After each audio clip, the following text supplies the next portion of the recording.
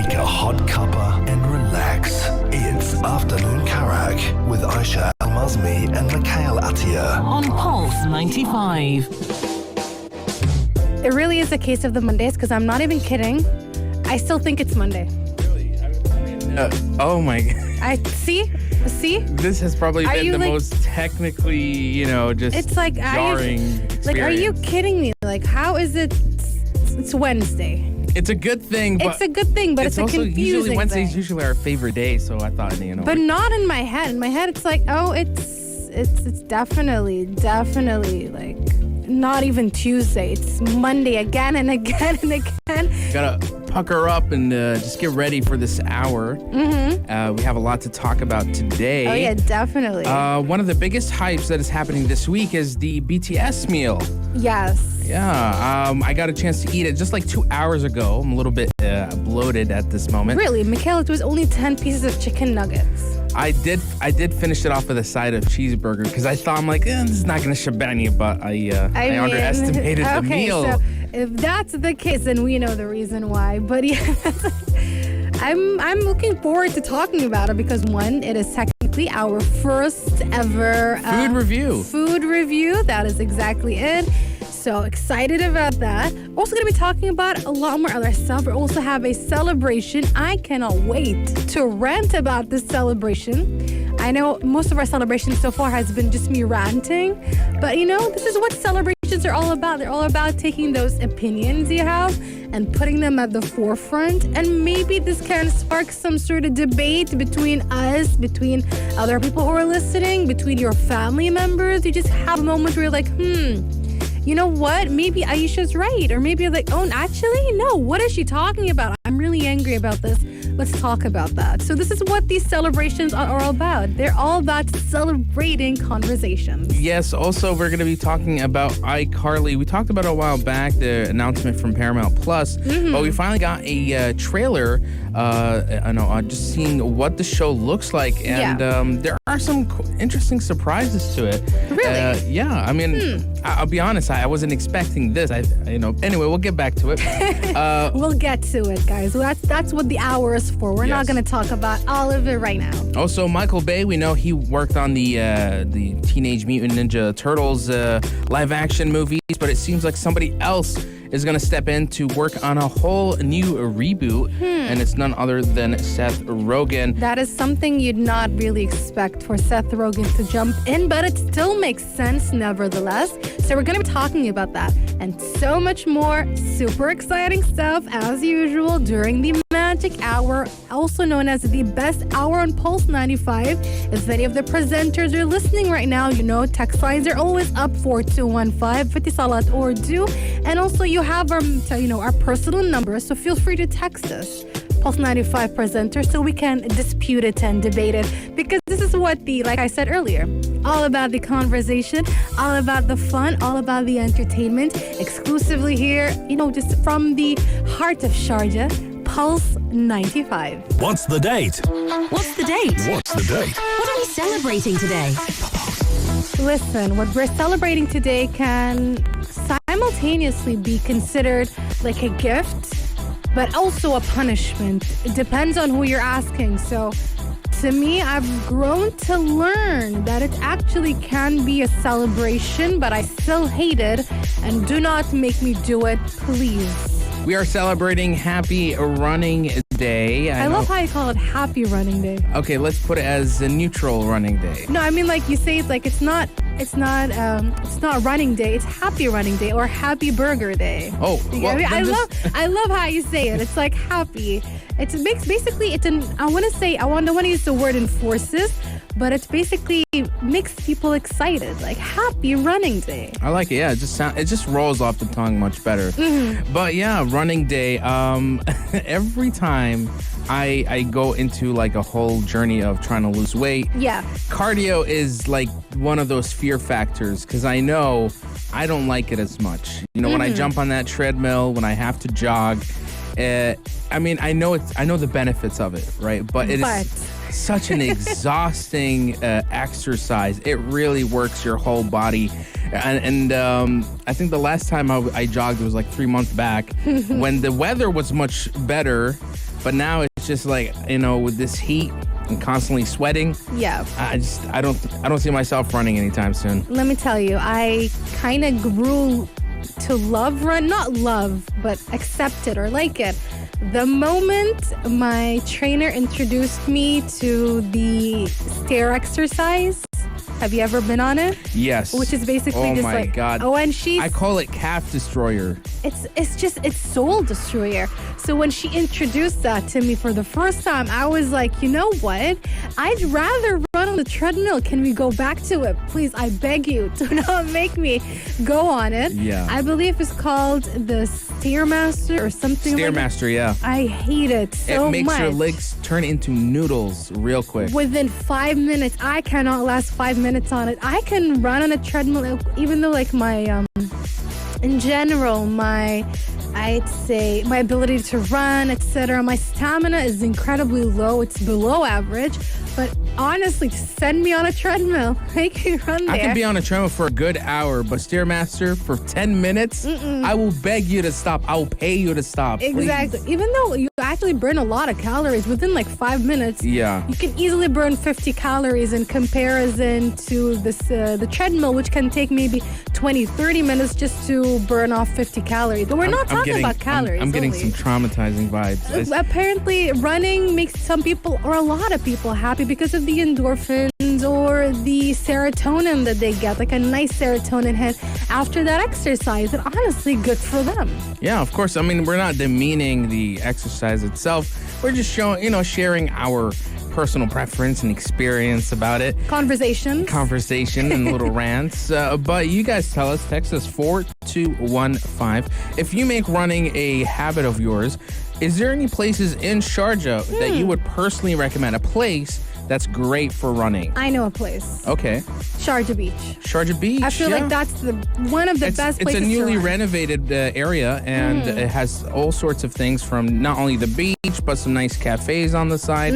Yeah, I that's a really great place. There's another one that's right in the borders of like Ajman and Sharjah. Actually, yes, I was about to mention that. Yeah. Basically, Sharjah has been, or maybe perhaps Sharjah municipality has been doing this really nice thing to encourage people to walk outside, exercise and whatnot.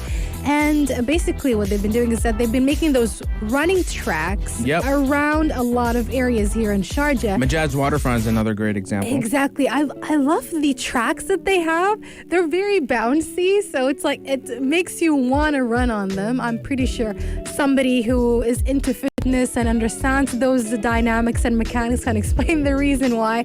But even just looking at them makes you excited. I'm not saying that because I'm from Sharjah. Actually, I certainly am saying this because I'm from Sharjah. But it just makes me excited. Even though, again, I would rather not run. But again, if you tell me, Aisha, Stairmaster, or are you going to run a treadmill? I'd be like, treadmill right now. Any day. Any day. Even though treadmill only signifies the beginning of a exercise, probably for a lot of people when they're in a gym or something like that. And it just means that you still have a whole hour of dying to come. But at the same time, treadmill. And there was also this time, or maybe 2 or 3 times, when my trainer would make me run on a treadmill and then go on a Stairmaster. And I'd be like... I had it worse. I had a Goodness. Stairmaster and then I had squats right after that. No, I'd rather do squats than do those two things together. My legs will not function after a Stairmaster, let alone squats. I get you. You're absolutely right. But at the same time, I know where I'd rather be. I'd rather run, whether it's outside. And I used to be the person back when I used to do PE back in high school and middle school. I'd be the one walking at the back. You know, everybody's running and I just stroll and having a nice stroll around the school. And the teacher would always tell me off, but I never learned. Did you get like A's in those PE classes? I actually did well in them, surprisingly. Weirdly enough. I did well in them. Mostly because we actually had written exams in PE, by the way. What? Yes, I mean, we did IGs and we had written PE exams, so I did well in those, even though I literally studied last minute because I'm like, I don't feel like studying too. I mean, it's PE. It's supposed to be like the easiest class. Apparently, it wasn't bad. I mean, they had easier classes. But guys, back to running. Tell us, is running that nice heaven-like place for you where you feel at your best, where you feel the endorphins and serotonin just pumping through your body and makes you excited? Or are you on the other side of the spectrum who hates running? Text us 4215 Etisalat or do. Let's start a conversation because that's what we do on the afternoon karak. Coming up next, we're going to be talking about iCarly and also that BTS meal review. Our first food review is coming right up next, right here on the afternoon karak. Make a hot cuppa and relax. It's Afternoon Karak with Aisha Al-Mazmi and Mikhail Atiyah. On Pulse 95. It was in May that we got an announcement for an iCarly new show coming at Paramount at Plus. Mm-hmm. And it's one of those series that I was really thinking, could it be as good as the original if it ever does happen? And we even talked about Lizzie McGuire, the show that got canceled, that never happened. That one upset me the most, to say the least, because I had high hopes for it. Which is the reason I bring this up is because when I saw this trailer, it's almost like I'm seeing it's almost like the spiritual successor to Lizzie McGuire in some way. Do you feel that really? It's a lot more, I would say, family friendly, but it does have those mature notes in there. Do you? They're 10 years. Do you feel that really? Because that's something I wanted to talk about. When I was watching the trailer, I was kind of, maybe the trailer is not giving it, due diligence. It's just showing us glimpses because this is the first trailer. But at the same time, because we spoke about it before, and we always say that when it comes to those successors, they need to keep up with the generation that they were, airing the show for a long time ago. They are now in their mid-20s, late 20s, early 30s, maybe even mid-30s. So they need to keep up with this new wave of comedy. That's one thing. And also keep up with their maturity, which is why Lizzie McGuire was canceled. However, when I'm watching the trailer, I did not really get it that much. I kind of felt it a tiny bit, but I'm going to give them the benefit of the doubt just because, like I said, it's only the first trailer. Yeah, I mean, from the way it looks like, I can compare it to the style of How I Met Your Mother. It could come off like that. And to an extent, yeah. Yeah, and this is a show that takes place 10 years after the end of iCarly, as the main cast, who are all reprising their original roles again, are basically trying to bring back the fame of iCarly, almost starting up in a new age of digital fame. I think they're going to explore a lot of internet culture, everything from streaming to Instagram likes, Snapchat, maybe even explore TikTok, because there's been some drastic changes for the past decade, and I think iCarly is gonna definitely have that challenge to explore throughout the show. Absolutely. Especially since that show is catered towards the internet, so they have a whole wide, when it comes to subjects, it's just like a ripe field for them. But at the end of the day, it's all about, will they keep up with the new comedy? Yeah. Because even How I Met Your Mother, I feel like that was the last time we had that sort of sitcom kind of comedy that was successful. After that, anything similar to that would usually get canceled very quickly. I mean, if I ask you, Mikhail, after How I Met Your Mother, how many comedy shows have lasted as long since then? I mean, and I'm not talking about Always Sunny in Philadelphia or Parks and Recreation or The Office, which started around the same time and continued a little bit after it, but I'm talking about literally after those well-known comedy shows. It's very hard to name many. There isn't, to be honest. If anything, comedy sitcoms changed a lot. The style. There's rarely any shows that have the laugh track thing happening in the background anymore. It feels like something of old. And very outdated, and I don't think people have outgrew it. Like, I can now say, yes, Mythic Quest is one of my favorite comedies, but this just came out last year. It's so very new. Same thing what we do in The Shadows. And if you compare those to How I Met Your Mother, they're very different. Maybe they're somewhat similar in the sense that they have that sitcom kind of feel in the whole the whole looking at a camera, the docu-series, the fake docu-series feel. That is one of the few, I'd say, types of comedies that have lasted till now. But even then, the way the punchlines are delivered, the jokes themselves are very different and obviously are, well, received differently by different people. Now, iCarly, this latest show is going to be coming out in June 17th. I am very interested in watching it and see if it's the same thing or does something to cater for this new generation of viewers. Absolutely. But yeah, we're going to have to wait and see June 17th for iCarly. Coming up next, our first ever exclusive food review for McDonald's BTS meal. Stay tuned for that and so much more right here on the Afternoon Karak. Is it an epic or epic failure? The Big Review. Movies, games, and TV in focus. Pulse 95. If you know the song, you know what we're talking about. Oh, yeah. You know the song, guys. We've been kind of talking about it for quite a while. And we did promise you that we will review it when it comes out. And it just happens to be yesterday, and that is the McDonald's BTS meal.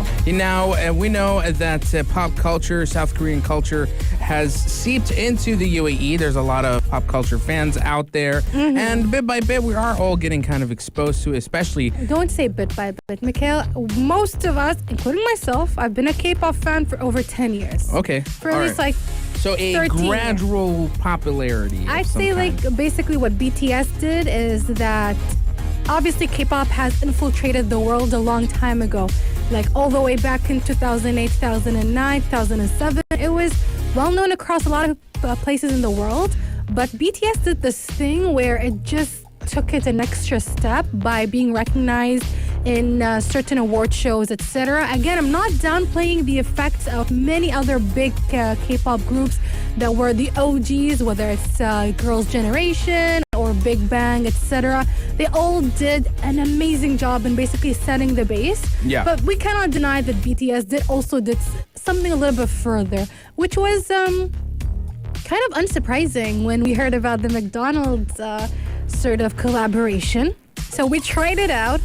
Just like they said, it's 10 nuggets, which is a surprise because we have 9 nuggets here in the UAE. Mm-hmm. And to be honest, I like the sauces, but I don't know if it's worth it. I like them, but is it worth it? I would try it once, but never again. So this is like a limited edition thing. It's going to be happening until the 28th of June. Mm-hmm. And basically, it's a South Korean iteration of a McDonald's meal. It's not South Korean, Mikhail. I mean, it just... How is Cajun sauce South Korean? I mean, the two sauces are, sweet chili. Sweet chili is...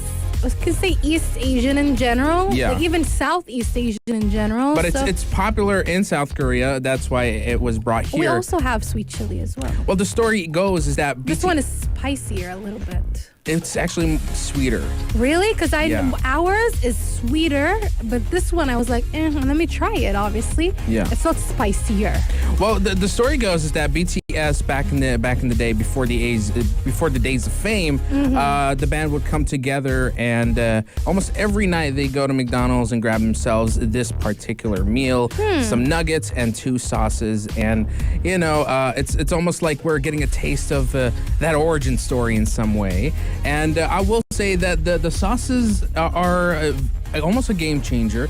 The sweet and chili, I don't like sweet and chili. See, that's the thing. I don't like sweet chili either, but I like this one. Maybe because it is spicier. It's just for me, I don't like that type of sauce. But Cajun is the one that I'm like, okay, Cajun works here in this country because there's almost Cajun in everything. I swear to God, we have like 100 Nandus for a reason at this point. So our review for the BTS meal, what is your final verdict? Is it worth the hype? It is worth the hype, but only once. Yeah. Only once try it out, just to say I tried out the BTS meal. And of course, it only makes sense that we're talking about BTS. We play that song that's been stuck in everybody's heads. Here is Butter from BTS. Make a hot cuppa and relax. It's Afternoon Karak with Aisha Al-Mazmi and Mikhail Atiyah. On Pulse 95. Here's a little funny story. Back when I was in middle school and I would tell people my name. My name in Arabic is Mikhail, but in English it's Mikhail.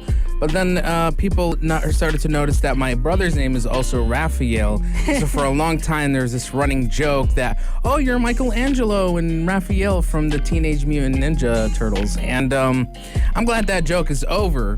But one thing... It was a good joke, though. It was. And I know that kids can be really bad bullies. Persistent. Very persistent as well.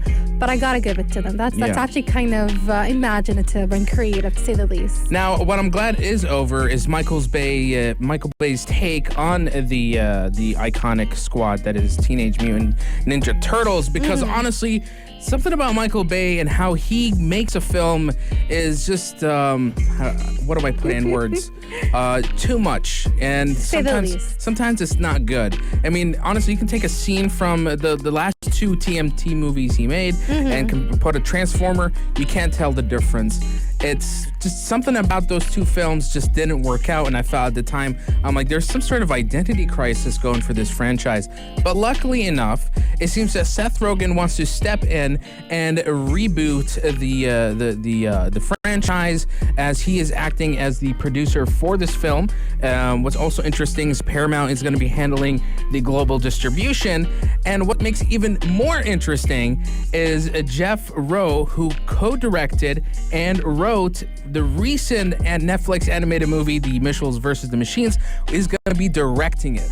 So there's a team of very talented, people in this project, and I'm really happy. Yeah, absolutely sold me when you said the director or the writer of Mitchells vs. the Machines, because that movie, it was our first 10 out of 10, and we loved it so much. And I haven't come across anybody who hated that movie. That's how cute and lovely it was. Had a beautiful message. So I feel like since, again, even though when he said Seth Rogen the first time, but then something just clicked in my head, and I was like, it kind of makes sense to an extent. Yeah. It's not that weird if you think about it really deeply. And the fact that he compiled like a good amount of, the whole team that seems very good at what they're doing, I feel like it's in good hands. Yeah, because the thing is, if you watch Michael Bay's Teenage Mutant Ninja Turtles, it's too serious, it's too action-oriented. But that's not what the whole franchise is. That's not what the team of turtles are. Exactly. They're silly, they're goofy, and I feel like that was something missing in the Michael Bay movies. We need to bring back that cheesy, cool 90s aesthetic, that style, and just the OG Turtles back again, Oh yeah, absolutely. But somehow also balance it. And I know I feel like a Debbie Downer, but I keep on saying it. Also somehow balance it with even though again there is no one sort of universal taste, but try to balance it with what people want and expect. Do not make it too nostalgic, because then what's the point of making a new movie or rebooting a series if it's exactly the same thing as what you've given us all the way back in the 90s? Yeah. It did its job back then. The one we got from Michael Bay fell short. Now this is another chance for them to reboot it and make it true to its origins, but also a whole new twist. Cannot wait for this one, and cannot wait for E3 that we're getting closer and closer to. We are 10 days away, and apparently there's going to be an all-new awards show at the end of it, which is incredibly interesting. Going to be coming right up next, right here on the Afternoon Karak. Not in the news? Not in the news. Weirdness that happened Today. True story. We've spoken about all kinds of novelty things and one-of-a-kind things, just going for very, very high prices. And we always say, there's always some niche market or a group of people who are interested in this. And, always you do you. If you can afford it, it's not hurting you mentally, physically, but the economically. Difference is that at least those stories covered something that was, tangible? Even non-tangible things sometimes are worth something, but this is literally nothing. Okay. Absolutely nothing.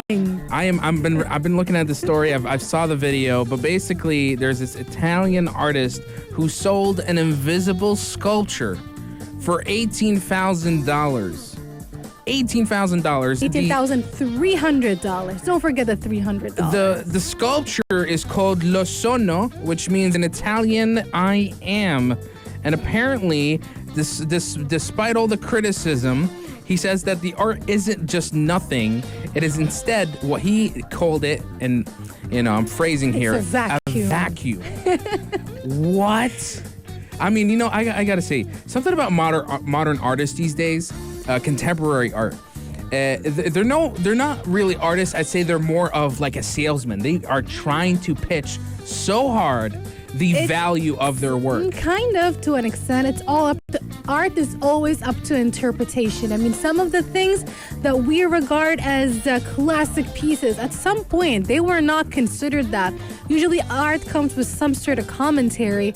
And I mean, every single, art era has some sort of commentary, postmodernist or futurism, cubism. I mean, all of those things, Renaissance art, they all have some sort of message behind it. They're usually going against something, with something, for something. And I know that there's commentary with this piece, but this commentary makes absolutely no sense. And, maybe sometimes people have some extra pocket change, I guess, they want to use. And they spent it on literally nothing. And I love how he goes to explain it that according to the Heisenberg uncertainty principle, that nothing has a weight. I get it. Like literally when you're feeling empty on the inside, you feel heavy, but this guy's monetizing this idea. He's smart. He's smart. I respect the hustle. Respect the hustle. It's very cunning, but I respect it. Now, there's a video on Instagram. You can check it out. But basically, the sculpture stands somewhere in the middle of a square, and it has just like white tape surrounding it. And apparently, a description that goes with it, it says, now it exists and will remain in this space forever. You do not see it, but it exists. It is made of air and spirits. Do you know what it reminds me of? Do you know the Emperor's new clothes? Not the movie, the fairy tale behind it, which is when basically he gets tricked into saying that, you should you're wearing this invisible coat. And the emperor goes around parading everywhere that he's wearing an invisible coat, but he's wearing nothing, obviously. I have to check that story.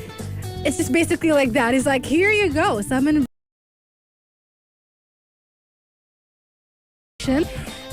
kudos to that person, the artist, for doing this and managing to sell it, because that's a good amount of money for nothing. A concept, for nothing. But there's a lot more coming up, a lot of things coming up right here on the Afternoon Karak. Despite the fact that we're running out of time, we do have a suggestion from yours truly. Stay tuned for that and so much more right here on the Afternoon Karak. It's almost 5 p.m. That was Afternoon Karak. For dessert, Aisha and Mikhail suggest...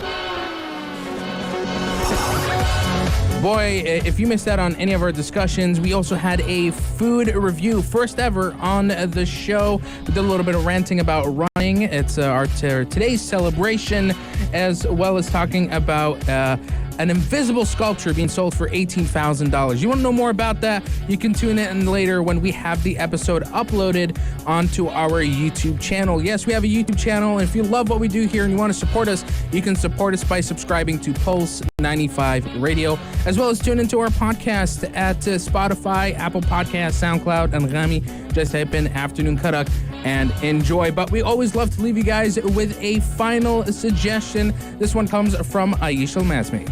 Not too long ago, actually it was like a week or two, my friend and I were reminiscing about some old anime, and even my other friends have been going backwards when it comes to anime and shows. And I know a lot of people usually watch things for comfort, and basically, the things you watched back when you were maybe 15, 14, now it's been 10 years, sometimes less or more, but it's been a long time ago, and you might have forgotten what happened, or that fuzzy feeling it gives you. Yeah. Why not experience it again, especially with a new outlook? So my suggestion is to revisit some old show or movie, and again, something you haven't watched for maybe 10, 15 years ago that left something in you, made you feel very happy, very fuzzy, it's very cute, you have some very good memories with it, I'm not talking about rewatching The Office or Friends for the millionth time. I'm talking about revisiting an old anime show, movie, whatever it is that you used to watch a long time ago and, experience it with new